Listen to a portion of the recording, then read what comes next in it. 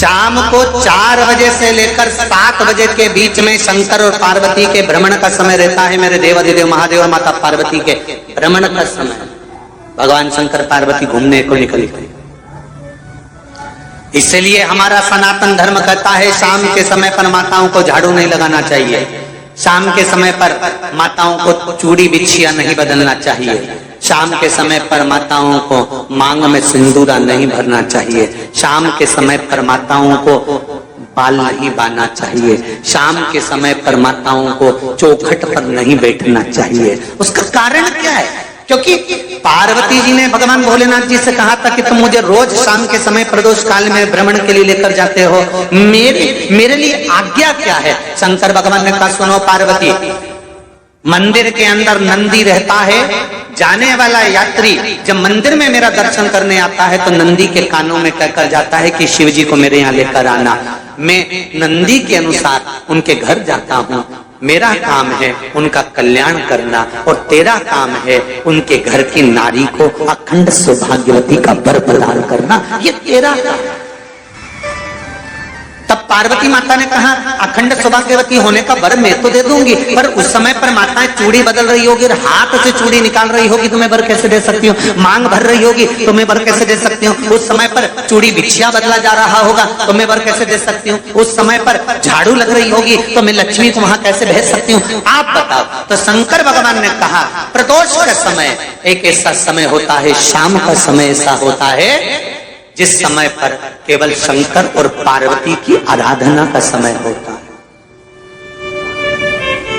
हम तो कई लोगों से कहते हैं अगर आपके यहाँ संपदा नहीं आ रही है, बहुत मेहनत कर रहे हो, फल नहीं मिल रहा, कहीं नौकरी, कहीं सर्विस या कहीं व्यापार या व्यवसाय में कहीं तकलीफ आ रही है, हम सबसे कहते हैं शाम का समय पकड़ लो, शंकर जी के मंदिर में दिया लगाना प्रारंभ कर दो।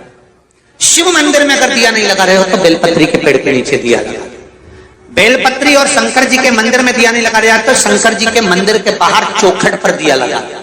इतना भी नहीं कर सकते तो अपने घर के बाहर अपने द्वार पर दिया लगा दो और शंकर जी के नाम का श्री शिवाय नमस्तुभ्यम बोलकर शंकर भगवान को याद कर कर अपनी कामना कर कर बाबा का स्मरण कर कर पंचाक्षर मंत्र नमः शिवाय, षडाक्षर मंत्र ओम नमः शिवाय, द्वादशाक्षर मंत्र ओम नमो भगवते वासुदेवाय, जो मंत्र तुमको याद है उसका स्मरण कर कर लक्ष्मी हो चाहे नारायण हो चाहे राम हो चाहे कृष्ण हो स्मरण कर कर शाम के समय बाहर दिया लगा दो, दरवाजे के पास लगा दो। वो सुनेगा जरूर, आएगा तो उसका वेलकम जरूर होगा और वो कुछ लेकर जरूर जाएगा।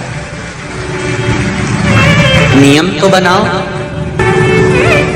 उसकी चौखट पर जाकर कहना प्रारंभ।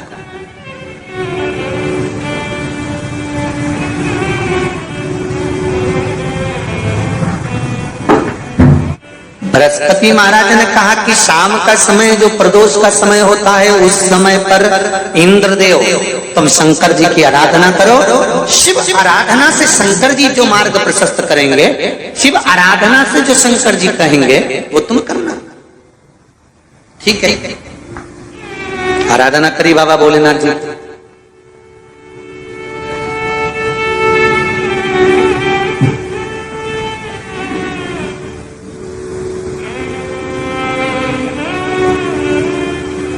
मालूम नहीं था इंद्रदेव को। बृहस्पति महाराज ने प्रदोष की महत्वता समझाई तो प्रदोष का समय जानकर शंकर जी पर 7 बेलपत्र प्रदोष के दिन इंद्र ने समर्पित कर दी बिना सोचे। कितनी बेलपत्र? 7। प्रदोष का व्रत करो चाहे ना करो, मंदिर में चढ़ी हुई बेलपत्र को उठा लो,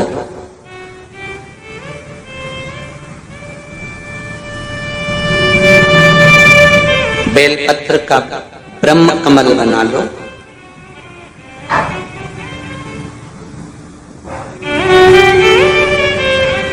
ब्रह्म कमल का मतलब होता है डंडी बीच में रहे, आसपास पत्तियां रहे। 7 पत्ती का ब्रह्म कमल बनाकर, जैसे ये पत्तियां हैं एक जैसी रखी हुई हैं तो इसको फैला लिया, 7 पत्ती को आप आपस में फैलाकर ब्रह्म कमल बना।